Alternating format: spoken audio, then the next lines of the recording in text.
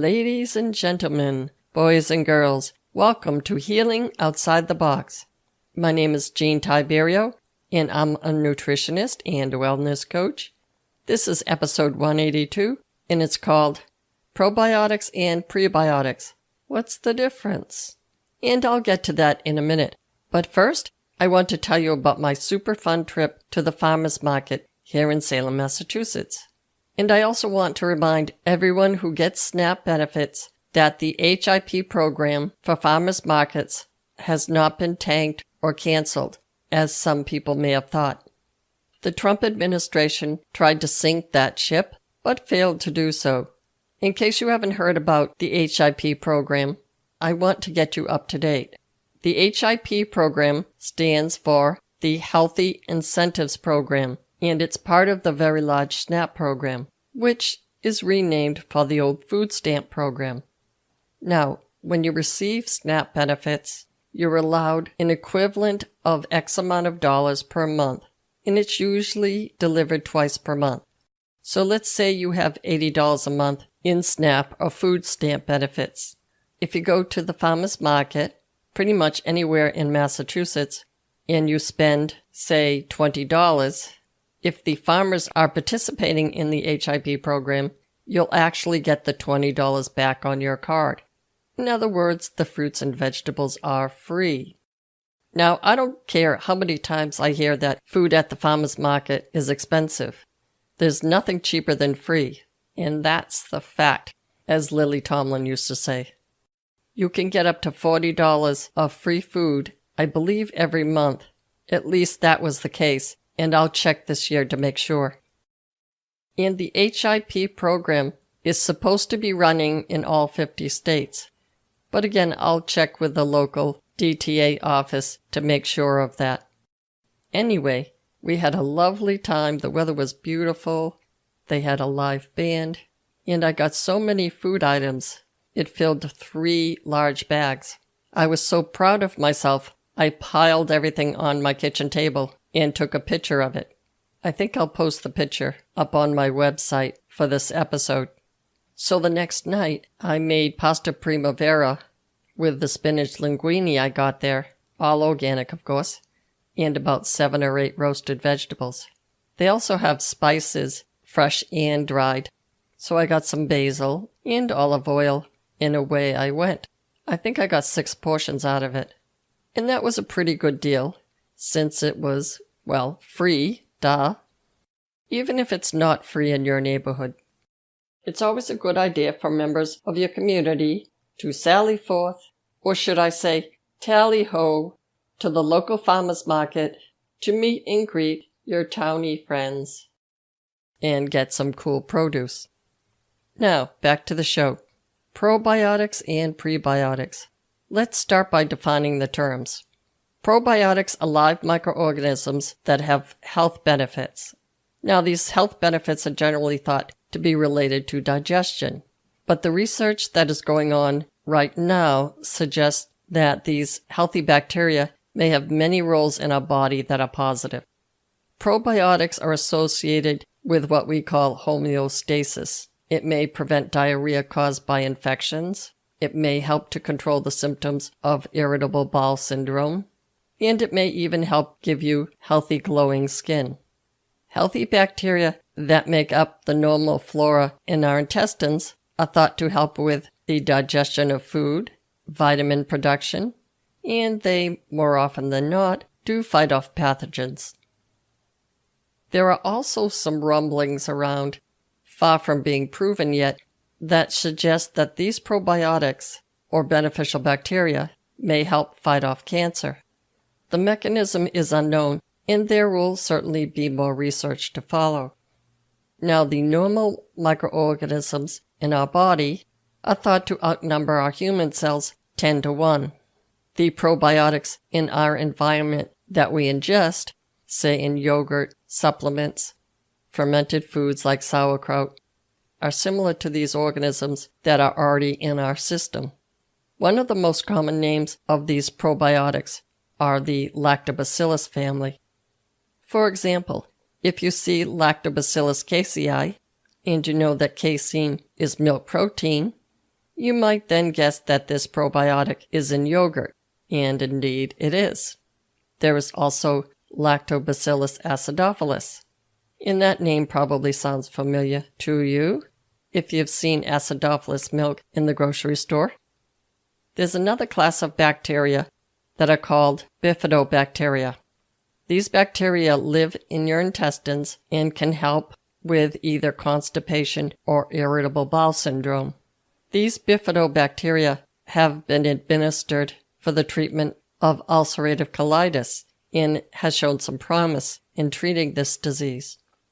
This group of bacteria might also help fight the common cold, which we all know is caused by thousands of different strains of viruses. These two groups that I just mentioned are in a class called lactic acid bacteria. They create lactic acid, which lowers the pH of their environment. In other words, they make the environment more acidic. The technical term for the lactobacillus group, or the bifidobacteria group, is actually a genus, spelled Genus. Inside your bodies, they are plentiful in your intestines, vagina, if you have one, and mouth. In our environment, they are generally found in fermented foods. And I think you know what they are: yogurt, pickles, sauerkraut, miso soup, etc. Black tea is technically fermented as well, although I'm not sure how much of a bacterial count you'll get from them once you dump boiling water on them. People are now being encouraged to take this type of probiotic when they're taking antibiotics. You might be thinking, huh? Well, yes, that's right. Antibiotics kill all bacteria in our bodies, the good and the bad. These probiotics will help reduce the killing of our normal microbiota, or they might help replace the good bacteria that were killed while you were taking the antibiotics. A lot of doctors recommend that women take yogurt during the last days of their antibiotic regimen, and I think that's a good idea. There's been a lot of studies, as you can well imagine. There was a small NIH study that tested a combination of probiotics. In this swirling mixture of bacterial life, they added Bifidobacterium bifidum, Bifidobacterium infatis, Bifidobacterium longum, Lactobacilli casei, Lactobacilli plantarum, and Lactobacilli rhamnosus. I'm exhausted. I feel like I need a nap. Anyway, this mixture was shown to be effective in increasing bowel movements. Now, I know you're thinking, well, yippee, Gene. But moving food through your GI tract in a timely manner will not only help prevent constipation, it will reduce the absorption of not-so-friendly substances. And I'll give you a link in the show notes to that NIH study if you'd like to read further. And by the way, that last sentence was a hint to what the future may hold for these probiotics. Some of the not-so-friendly substances, like nicotine, for example, are carcinogenic. But now we can also throw Roundup into that heap of toxins. Another species is called Bifidobacterium infatis. This genus of bacteria is found in mother's milk. I imagine especially in the first 5 days of mother's milk that they call colostrum. This bacteria is thought to discourage the growth of certain pathogens in the newborn infant.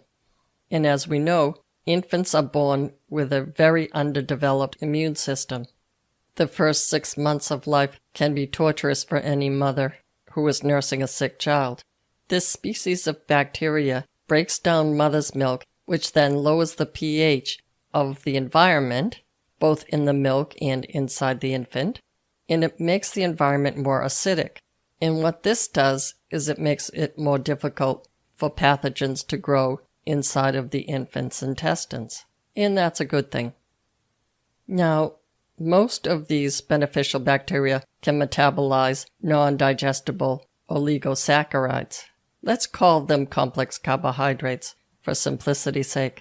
However, these two groups, the bifidobacteria and the lactobacillus, seem to especially thrive on prebiotics. So what are prebiotics? Prebiotics are a special form of dietary fiber, which are complex carbohydrates, and these substances act like a fertilizer for the good bacteria in your gut to grow. As we've learned, the probiotics are live bacteria that need to feed, and they're found in our guts and in yogurt and other fermented foods. So prebiotics are basically high-fiber complex carbohydrates that these bacteria like to feed on. More often than not, they don't get broken down into glucose in the second portion of our small intestines, so the bacteria in our gut can metabolize them for their energy. Now, I've heard a lot of talk about apple cider vinegar and how it works in this regard. People will say, "Have you heard that apple cider vinegar is great for you?" And I'll generally say yes and no. Yes, I have heard, and no, it's really not. Studies have shown, Paula Poundstone loves to say that, studies have shown that apple cider vinegar is not effective in promoting the growth of these good bacteria. Nice try, vinegar people. The skins of the apples, however, are very effective prebiotic material. Again, soluble fiber. More specifically, it is the pectins in the apple skin that the beneficial bacteria feed on. You gotta eat the skins, people. I say to people, if you throw out the apple skins, you might as well just throw out the entire apple and start over. And they look at me like I'm crazy, which, well, guilty as charged. But it is true about the apple skins, the great prebiotic material. Other effective prebiotics are root vegetables of all kinds, onions, garlic, beets, maybe cucumbers. You see where I'm going with this. They're all good pickling vegetables. There's also beans of all kinds, and, for some reason, bananas. But I would add all fruits with skins to this pile. And speaking of pile, these are also good composting foods for the same reason. They promote the growth of these probiotic bacteria. And then you put it in the soil, and those good bacteria make all those great vitamins and flavor compounds and so forth. There were some experiments done where people consumed these prebiotic soluble fiber compounds, and the composition of their gut flora actually changed. In other words, we're talking about just more of the soluble fiber, the apple skins, the root vegetables, etc. Speaking of experiments, there's a specific species of probiotic that is getting some attention. It's called Bifidobacterium lactis 12, or BB12. Scientists are beginning to believe that the benefits of these beneficial bacteria may go well beyond just maintaining a healthy gut. Another lactobacillus that we should be keeping our eyes out for is Lactobacillus rhamnosus, rhamnosus. There's been research popping up about a combination of probiotic therapy with these two probiotics and a combination of different mushrooms. We all know that mushrooms are fungi. I love that word. There's a fungus among us. I also love saying that. So stay tuned for more on that combination of fungi and probiotics. This is yet another argument in favor of the high-produce Mediterranean diet over the no-fiber, Paleo, or Atkins-type diet. One way to look at this is that your healthy gut is like a beautiful flower garden. You need the probiotics like the bifidobacteria and the lactobacillus as the seeds that grow into beneficial but perhaps not so fragrant flowers. But you also need the fertilizer so that the seeds will have something to feed on, which is what prebiotics are. So I can't say this enough. You need healthy fiber-containing carbohydrates to drive this whole process. Now that I've made my point about the Mediterranean diet, I want to move on and let you know that I will be looking into recipes to ferment some of these vegetables. I have a good pickle recipe that I will pass on to you. I'll leave you the link in the show notes. And just a separate note about doing your own fermenting or pickling. You cannot get botulism from pickling, because the environment created by vinegar and/or salt will prevent pathogens from growing out and hurting you. Having said that, I recommend that you follow the directions carefully if you're fermenting at home. In other words, if they tell you to boil the water for 3 minutes or boil the jars in water, then do so. So happy fermenting, and don't worry about the botulism.